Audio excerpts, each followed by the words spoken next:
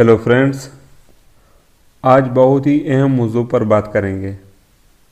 बहुत से दोस्तों के मैसेज आए हैं कि आप इस टॉपिक पर ज़रूर वीडियो बनाएं। तो आज हम बहुत ही आम अलामत सिम्टम के बारे में बात करेंगे जिसे कॉन्स्टिपेशन यानी कब्ज़ कहते हैं। ये बिल्कुल मामूली सा मसला भी हो सकता है और ये बहुत शदीद मसला भी हो सकता है। इसलिए जो कॉमन पीपल है, जो डॉक्टर्स नहीं है, इसे पता होना चाहिए कि कब्ज़ क्या है। बहुत से मरीज़ कहते हैं भाई मुझे कब्ज़ है। अगर पूछा जाए कि पखाना कितनी दफ़ा करते हैं, वो कहते हैं 6 दफ़ा पखाना करता हूँ। यानी लोगों को मालूम नहीं कब्ज़ क्या चीज़ है। कुछ लोगों का ये ख्याल है कि अगर इन्हें पतला पतला सा पखाना बार बार आए तो वो कब्ज़ है।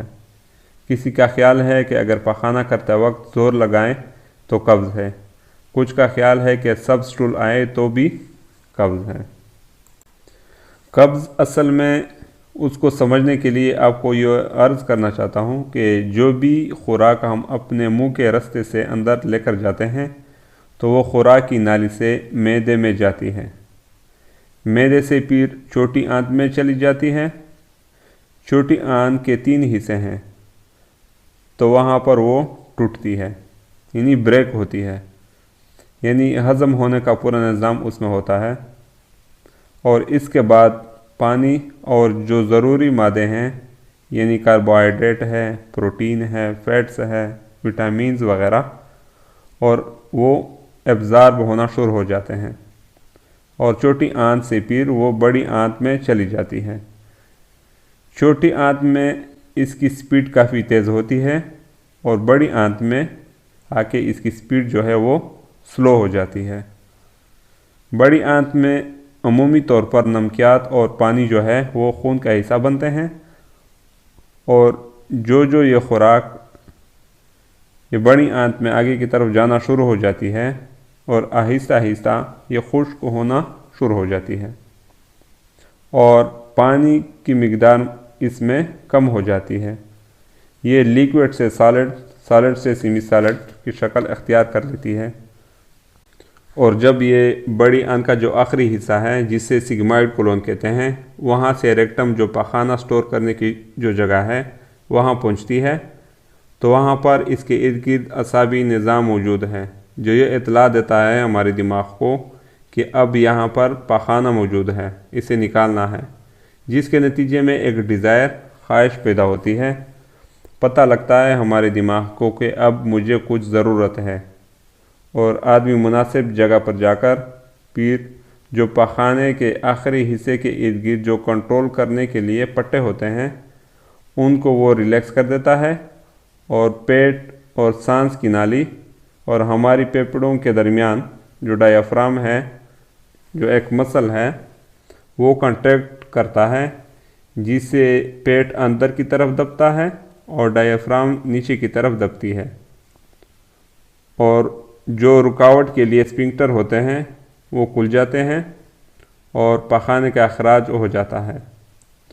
तो ये एक नॉर्मल मूवमेंट है और अमूमी तौर पर लोगों को दिन में 1 दफ़ा रफ़ा हाजत के लिए टॉयलेट जाने की ज़रूरत होती है। बाज़ दफ़ा लोगों को दिन में 2 दफ़ा भी रफ़ा हाजत के लिए टॉयलेट जाने की ज़रूरत होती है। ये भी नॉर्मल है।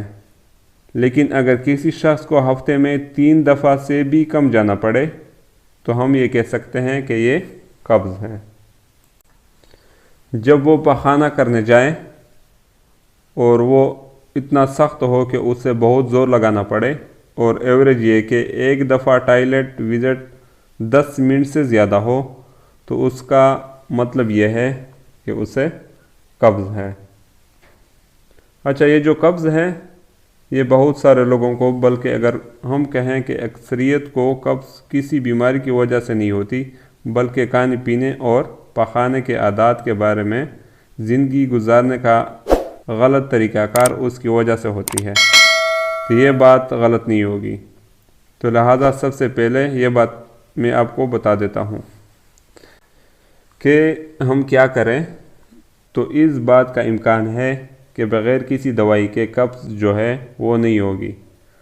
ان میں سے پہلی بات یہ ہے کہ ہماری خوراک کا جو ٹائم ہے وہ ترتیب کے ساتھ ہو۔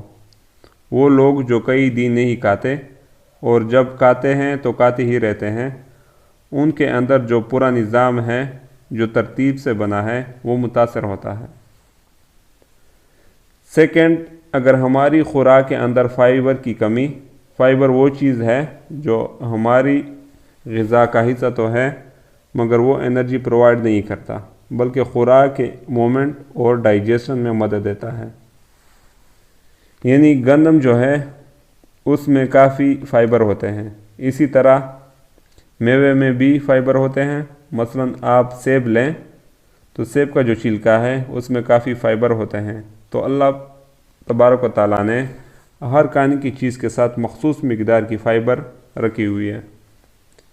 اگر ہماری غذا جو ہے اس میں فائبر کی مقدار کم ہوگی تو پھر ہمیں ہر صورت قبض ہوگی۔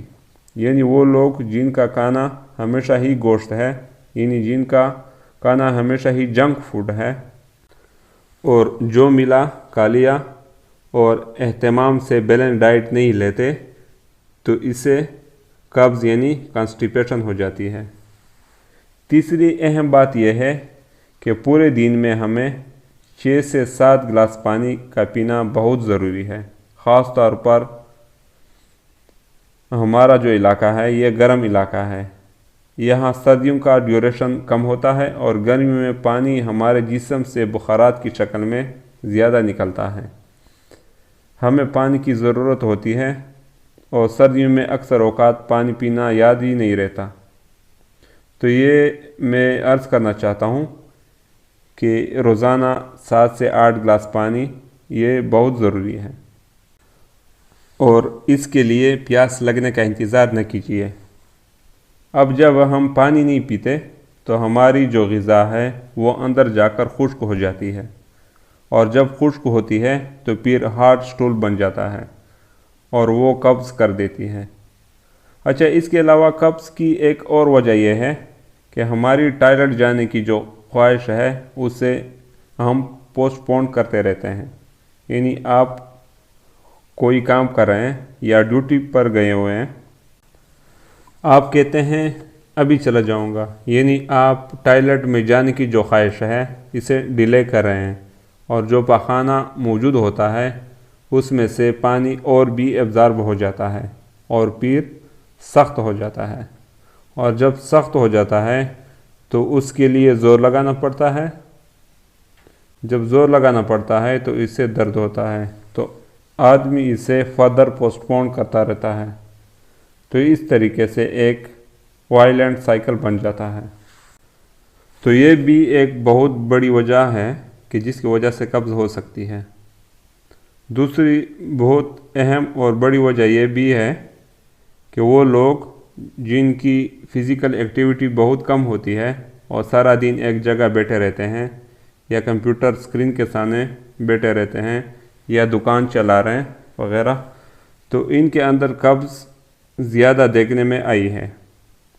اس کے علاوہ جو رفع حاجت کے لیے ہماری بیٹھنے کی جو پوزیشن ہے وہ ٹھیک کرنی چاہیے۔